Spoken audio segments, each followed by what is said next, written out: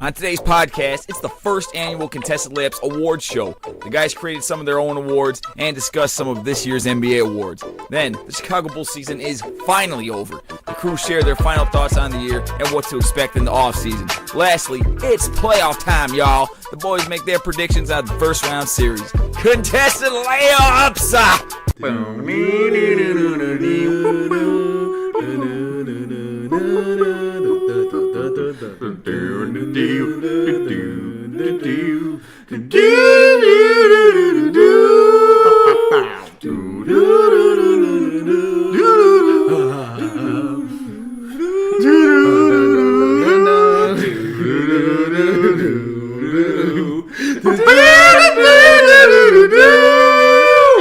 What's up, y'all? Yo, what's going on? Episode number 25 of the Contested Layups podcast.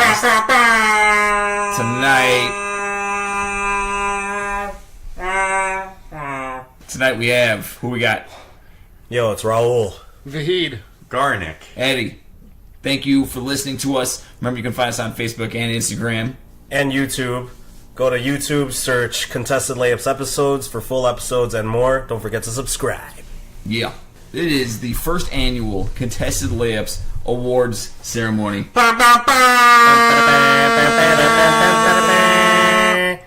So we made up some of our own awards based on our segments in the show. So we're going to hand out some awards to some guys in the NBA, and then we're going to go over some actual awards that are handed out in the NBA, and we're going to debate. Yeah, we will. What do you think? Our first award is Idiot of the Year goes to Stan Van Gundy for his trade of Blake Griffin. Stan Van Gunn. That was a pretty dumb move. Jean-Claude Stan Van. So, yeah, the Idiot of the Year, Stan Van Gundy, just for that trade, and he will probably get fired because of it. And then our next award, Famer of the Year. So, someone who made his Hall of Fame credentials better would be James Harden. Definitely improved his game a lot this year. Probably be the actual MVP of the league. And then Lamer of the Year, we have Kawhi Leonard. V's boy. That's terrible. Someone who took their Hall of Fame candidacy and flushed it down the toilet. If his career was to end today, definitely Lamer of the Year is Kawhi. He definitely got the reverse MVP this year. Yes, he did, playing 9 games and not doing anything. LVP. Nice. Definitely. So those are our little awards that we just wanted to hand out. We just wanted to get them out there. And then, now, we're going to go over some actual awards. Coach of the Year. What y'all thinking? We listed 6 candidates. Mike D'Antoni, Dwayne Casey, Quinn Snyder, Greg Popovich, Terry Stotts, and Brett Brown from the Philadelphia 76ers. Who's Coach of the Year, guys? No, it has to be D'Antoni because, I mean, the leap that team took this year has been phenomenal. But I don't think coming into the season anyone expected any team to leapfrog Golden State and standings, regular season standings. I mean, that team has been so good for the whole season, just smashing teams all year long. Yeah. So based on that, I have to give it to him. His system works perfectly with the players they have. I mean, this guy has been really good for a long time, going back to Phoenix. That team was similar. Obviously, it worked a little different. The pieces didn't match the current roster for the Rockets, but nonetheless, he made it work there. Obviously, it's all predicated on a ball-handling guard. Didn't have one in New York, but yeah, this works too well for him not to get this award. I would say Dwayne Casey, though, because talk about doing more with less. Like, when you look at the Rockets team, we always talk about how they're all professionals, and everybody on that team's got NBA credentials. You go look at Toronto, for one, DeMar DeRozan couldn't shoot. And he was just like... Couldn't shoot threes, yeah. Listen, I give you the magic gift of shooting threes. Just happened. And he implemented a whole new system of moving the ball over the one-on-one play that they had before. And they have Van Fleet, some rookies, Valanciunas. And I just feel like they have so much less to work with as far as just NBA talent. Even though they're pretty good. Ibaka's good. Kyle Lowry's nasty. But this year, it looks easier for the whole team. And them being the number 1 seed... By a wide margin, too. Yeah, it's not even close. They just took care of business. I definitely don't think that in the playoffs, Toronto has... I mean, they have a shot, but I wouldn't pick them over the Cavs. And I'd pick Houston over Toronto even. But I just feel like for a regular season award, Dwayne Casey. I'm going Brett Brown. I'm agreeing with you. I'm going Brett Brown. Raul For and Eddie once, agree. Raul and Eddie agree. Can't Never believe happened, this. guys. Maybe I should disagree. Maybe I shouldn't pick Brett Brown Just anymore. change No, it. no, you Yeah. better pick him. Popovich. I'm going Brett Brown. Popovich. For pretty much the same reasons why you guys chose your guys. The only difference is that you have on Toronto, you have Kyle Lowry and DeMar DeRozan, who are an established backcourt, perennial all-stars. For the Rockets, you have James Harden and Chris Paul, who are both Hall of Fame talents. With Philly, you don't have any of those. Not yet. You don't have any Hall of Famer candidates yet. They're a very young team, although they did get some experienced players with Bellinelli, Ilyasova, JJ Redick. They did a good job of doing that. But for the most part, Ilyasova. their core are full of second and first year guys. So having a coach that and let's not forget, last year Philly wasn't even close to making the playoffs. They had 21 wins last year, and now not only did they more than double those wins, they're also in front of LeBron in standings. I think this past win streak, which Philadelphia went on, is my reason for voting for Brett Brown without Embiid. Yeah. I mean, they were winning a bunch of games with Embiid, but the past week and a half, 2 weeks, where they just cruised when they needed to win. That game against Cleveland was a huge win for them. I think that's a testament to how Brett Brown has the control over this team and how he has these guys playing really well together, even without Joel Embiid. Rashawn Holmes is having a fantastic season. I mean, JJ Redick is JJ Redick. Bellinelli came in seamlessly and has played excellent. Even implementing Markelle Fultz in the past couple weeks. He's been really good coming back from an injury. And it's kind of, to me, Brett Brown is definitely the coach of the year. You see, the reason why you are all wrong is because you picked Eastern Conference teams during a year where the real two contenders from the East had down years. That's okay, but it doesn't take away from how well Philly has been playing the whole year. I think it does. I feel you now. With Mike D'Antoni, I feel like the NBA, as far as wanting like the coach of your face, Mike D'Antoni's got your coach of your face. Look at that stash. And as far Doesn't have a as stash anymore. and he led the Western Doesn't Conference. matter. He led the Western Conference. I do feel you on that. So you know what? I'd even switch over to Mike D'Antoni just because it's so pretty. It's a pretty pick.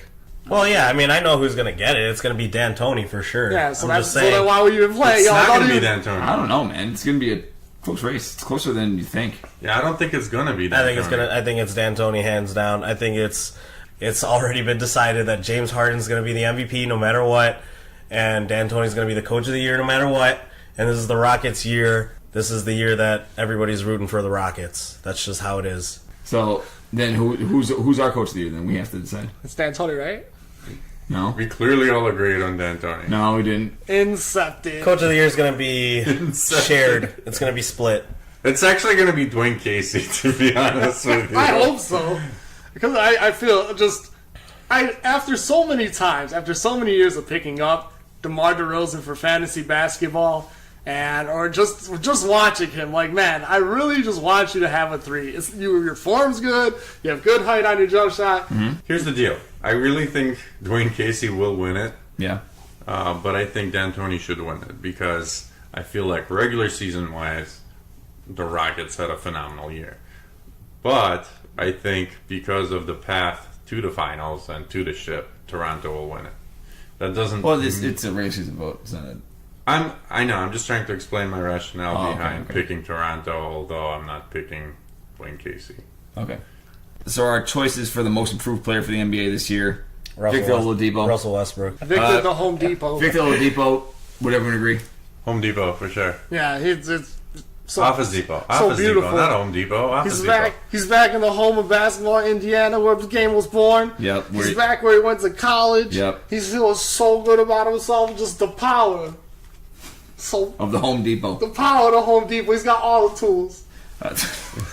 6-man. Giannis Antetokounmpo is a distant second.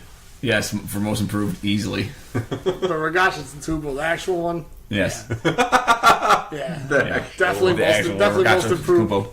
The 6-man of the year is Lou Williams. Everyone agree? It Yeah. was so hot. Pretty, it's cut and dry. Rookie of the year, Ben Simmons. With an asterisk, baby. With an asterisk. Well, not really. I mean, Blake Griffin won it. Without an asterisk, Doesn't make it right. Yeah, but you can't take like there's redshirt freshmen in football. Like you can't take a year just because this guy's he's injured. He can't play. He does get to travel with the team, but He could have played. That's the thing. He could have played last year. I mean, Donovan Mitchell is good. Is having a great year. Simmons is much better statistically and just had more of an impact on the game. Let's go MVP. Is there anyone outside of James Harden? No. Russell Westbrook. I mean, he averaged triple-double He again. won't even be top 2. But Yeah. that's crazy that he won't be. It's pretty It'll be remarkable. Harden and Davis, and then Westbrook will be like third. It's No. not going to be Davis. It's gonna be LeBron. LeBron might is be second. It's going to be Harden and LeBron. Davis, Westbrook. Westbrook, Lillard. That's ridiculous. Guy averages a triple-double. DeMar gets no love. No. No. True. That's crazy, man. So that ends our awards segment for tonight. Yay. ladies and gentlemen. Now, Russell Westbrook. Jeez. we're going to wrap up the Bulls season real quick. If anyone's like drinking while you're listening to us, play the Russell Westbrook game. Russell Westbrook. Just have a sip every time Raul says Russell Westbrook. Russell Westbrook. You'll be drunk well before the end of the podcast. It's like a power hour. Yeah, seriously. So the Chicago Bulls, we're going to talk very briefly. Last time we'll talk about them for 2 months. The Bulls finished the season 27-55. Yes. Sixth worst record in the league, tied for Yes. sixth worst with the Kings. You remember when they could have been worse? I do remember when they could have been worse. That's why you're the idiot of the year. John And I Paxson. still- John Paxson at a press conference on Thursday thinks that the direction of the team is positive and that they're in a better place than they were at the end of the year last year. John Paxson also said they're unlikely to make any major free agent moves. The only moves that they'll make is within the draft, likely. He praised Fred Hoiberg for helping to create cultivate a culture last summer and this season. He values Zach LaVine and believes that he fits the direction of the team. He also says he needs to become a better basketball player. Called Lauri Markkanen a foundational piece. He was encouraged by Chris Dunn's development and thinks that Dunn and Payne are the point guards for next year. And he expressed confidence in Dunn, Levine, and Lauri that they can figure out how to play together. The only thing you got out of last year is you found Lauri Markkanen as the only good thing that came out was the foundational piece bit. You found something. He's good. Zach LaVine, I still not sold. Everybody else not sold. But that's the one thing you could tip your cap on is that you'll have that for a little while. And you just got, some young guys that want to hoop. Lauri looks great. Looks like NBA's David Hasselhoff. Yeah, he does, actually. So handsome.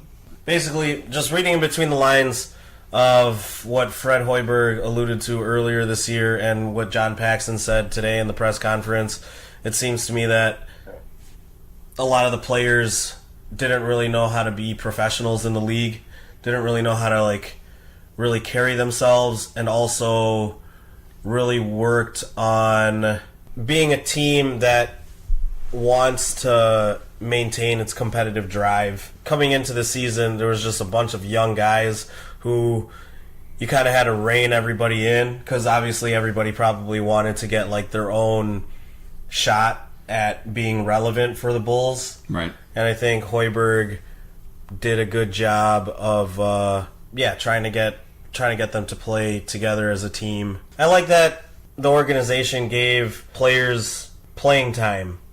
You got to see a lot of the players that like the Cameron Paynes, the Felicios, and just getting Chris Dunn out there, and even all those guys. Everybody on the Bulls roster, you got to see what you're getting. Right. You got to see what they might be capable of and what you got here. So you were able to kind of create a decent picture of where your future can go. John Paxson also referred to the tank and kind of admitted that they were tanking, Right. that they wound up tanking this year, but he also said that he doesn't want to tank ever again. I don't blame them. And they hopefully they don't have to. It's kind of remarkable that they got 27 wins with trying to lose the last month of the season. Read Lauri Markkanen. That was a stretch. No, not so much. I mean, if it weren't for injuries, and Paxson even alluded to this too, they probably would have still kept trying to win games. That's what we said on this podcast and a long time ago. saw how many games they can do. or how many games they could win, which I was all for when that was going on. You know, towards the end of the season when you already know that, hey, the season is kind of lost and there's not really any point, lose as many games as you can so right. that you could be helped out in the draft. But, yeah, I mean, during that time when we were going on win streaks and we were winning games, meaningful games, I enjoyed the Bulls playing their heart out and going out there and trying to win every game. Yep. And I like what I saw. I like what I saw this season. I'm excited for next season, but there is still tons and tons of stuff that the Bulls need to work on. There's work to be done, but it has to come internally. I think the 14-8 stretch they had in December, well, around December, when they were really at full force and kind of going on all cylinders, I hope the memory of that carries them over during the offseason, because during that stretch they found out that they are capable of actually being decent and good. Right. And that's very important for development. That's very important for young players because, let's face it, most of them were in a league for at most 3-4 years. Mm-hmm. And they need to learn how to win, right? They did need to learn how to win, and we all agreed at the time that had they kept everyone together and no one got injured, they should have went for it. But because of the injuries and then the subsequent trade of Mirotic, V's favorite person in the world, they had to punt. Even though tanking is pretty much impossible in this day and age, considering everyone else is trying it too, they still had to do it. Yeah. And it's understandable. Yep. So my point is, this season, objectively, you can call it a success because they accomplished exactly what they set out to do. Yeah. And they enjoyed a little bit of success, just enough of success to really kind of galvanize this team in a way. Yeah, exactly. I'd agree 100%, man. It was kind of what they needed to do this year because they weren't in a position of Atlanta where they have very low amount of assets. Phoenix to an extent outside of Devin Booker and Josh Jackson-ish. Like, a lot of these teams just don't... They didn't have any assets they need these high picks. Yeah, and no direction. None of these other tanking teams. Orlando. You could list them off right now, all the tanking teams, and you won't be able to name who's going to be starting next year. Yeah, you really can't. I mean, for the most part, and the Bulls, they have at least 3 pieces that are going to be starting next year. So you look at that. Yeah, they pretty much have their starting lineup that they like already, along with a backup point guard. So they already know that it's going to be Chris Dunn, Zach LaVine, Lauri Markkanen, Bobby Portis, John Paxson confirmed that Robin Lopez is still going to be there. Yep. And then Cameron Payne. That's huge for Bulls fans to know. Right. That, like, hey, we actually have a direction on where we want to go, and we're going to be a lot better off next year. You know what I found peculiar about their 14-8 stretch? I mean, this is debatable, but in my opinion, their 3 best players during that stretch were all power forwards. Which brings me to my next point. Yeah, it's weird. In the draft, like, I really think you should go with the best player available, even if it creates a situation where you have your 2 best players playing the same position. Yeah. I think that's the way to approach it. If you're going to emulate Philly, might as well do it all the way. And just best player available. Best player available, even if it means drafting centers 4 years in a row. All right. I agree. Yeah, and Paxson also said when he was asked about Russell Westbrook, what they're going to do in the draft, you know, how they're going to approach it. He said, honestly, we probably could fill out the wing. Like, we probably need a wing guard, which I think is what they need more than anything. I think they need a good length. guard, a little length there, wing to, you know, spread the floor and, like, reliable scoring. Because, yeah, even if Zach LaVine comes along together, I mean, relying on Denzel Valentine's shot is kind of... Denzel thinks he should start. I think he's still a backup. Yeah, but he also said that talent is probably going to trump what, you know, fit, because... Yeah, and as they should be in that position. We all agreed on this podcast a long time ago that that's the position that they have to take. Oh, yeah. Yep. All right, now our last and final. Last and final? No, not the final segment. We have a special for tonight, guys. It's a treat. But our last segment of the podcast tonight, we're talking about the playoffs. Playoffs! Sounds good. And we're giving predictions. So the playoffs start on Saturday. We're giving predictions, winner and amount of games. We're doing the East Conference first. All right, Raptors, Wizards, who you guys got? Raptors in 5. I'll say Raptors in 6. Reluctantly. I don't even want to, but I feel just with John Wall, like maybe. What if it went crazy? But then you look at the rest of the team, and then the rest of their team is really nonsense. The Wizards are a team that the Raptors kind of want to not play. I mean, the Wizards have had a pretty mediocre year, but still, though, you got Brad Beal and John Wall, and they got to Game 7 against Boston last year. They have good pieces. It just doesn't work. It just hasn't worked this year at all. Well, plus Gortat is older. What? Playoff Marcinko Todd? I'm pretty sure he's younger, though. I'm pretty sure he got younger. And, I mean, Kelly Oubre's playing all right, but I can't really make a case for Washington in all seriousness. I'll say Raptors in 6. I'm calling it. This one's going 7, boys. This one's going 7, and yeah, I got the Raptors too. Raptors in 7. Way to go out on a limb. No, I'm sorry. I just can't. I'm trying to see. But you really want to say yeah, it. I want to.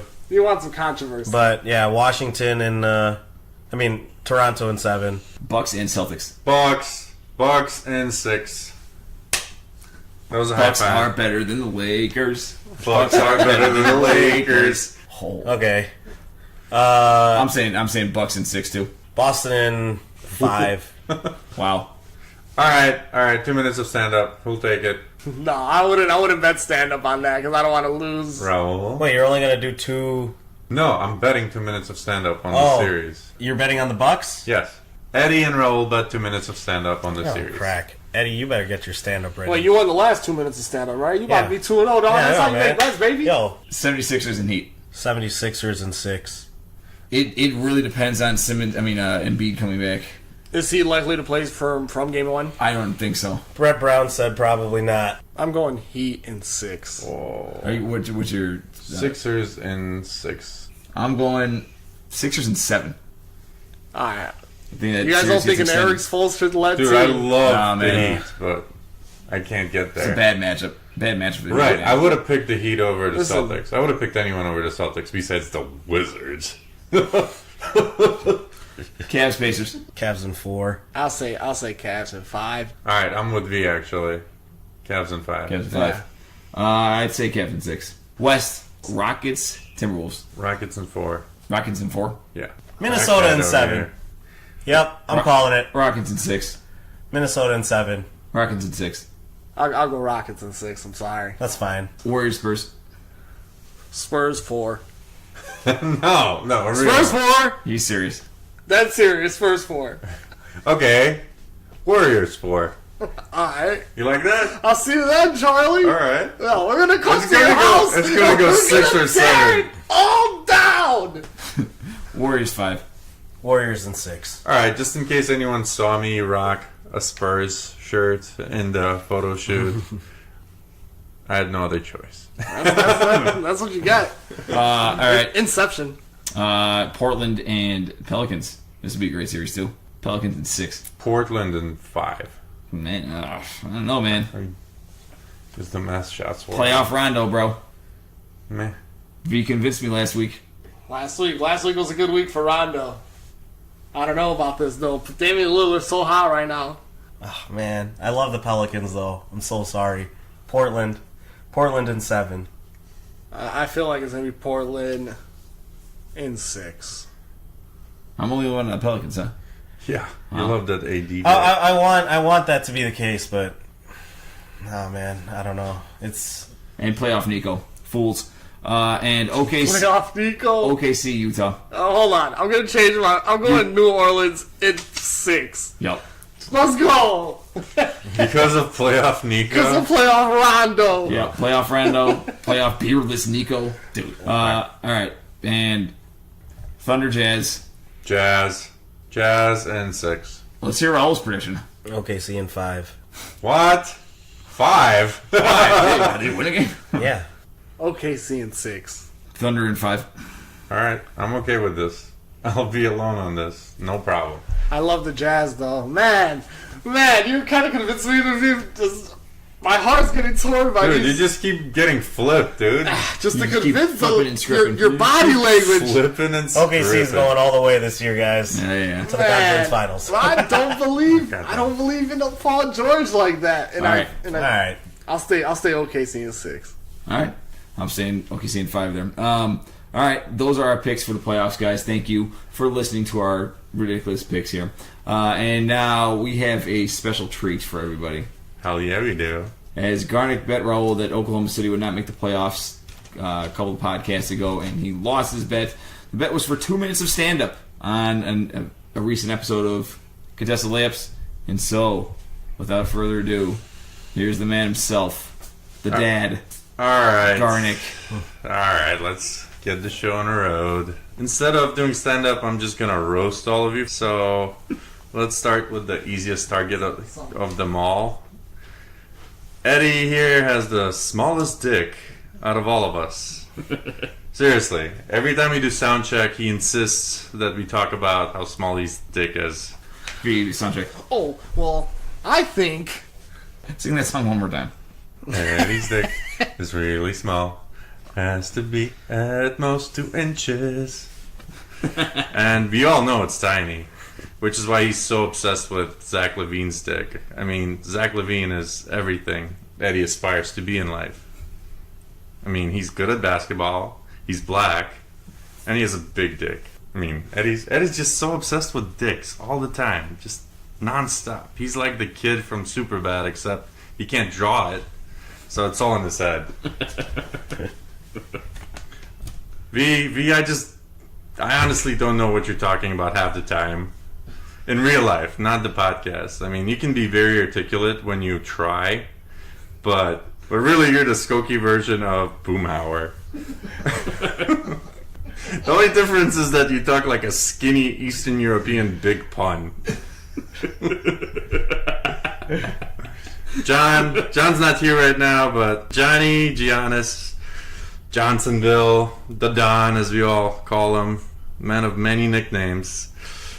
Johnny is the biggest front runner of all of them. I mean, he's about 2 months away from being a Rockets fan. John is he's the biggest lady fighting Irish fan I know for the past 2 weeks. I mean, he loved Durant, to be fair to him. I mean, since college, except for 2006, 2007, and 2008. Yes. 2009, 2010, all the way to 16. Basically started liking him last year. Mike is the best. No further comment because I don't want to get uninvited from his wedding. To be honest, I'm glad I got to do this right now because I'm already married and you guys can't use this against me.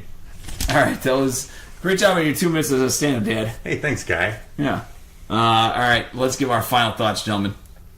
Final thoughts. I've been speaking about this on this podcast for a long time, and I'm pretty serious about it. Eddie is the idiot of the year. Anytime I listen to, like, sometimes I say some outrageous, like Garnick just said, sometimes I say some outrageous things, and, you know, I might go off tangent a little bit here and there, but the things that come out of Eddie's mouth constantly, I'm baffled. The Milwaukee Bucks are in a better position than the Lakers. Currently, maybe. Next year, not. She said Brent Barry couldn't be a great coach. This guy won a 3-point contest and a dunk contest. Shut up, Eddie. That's my final thought.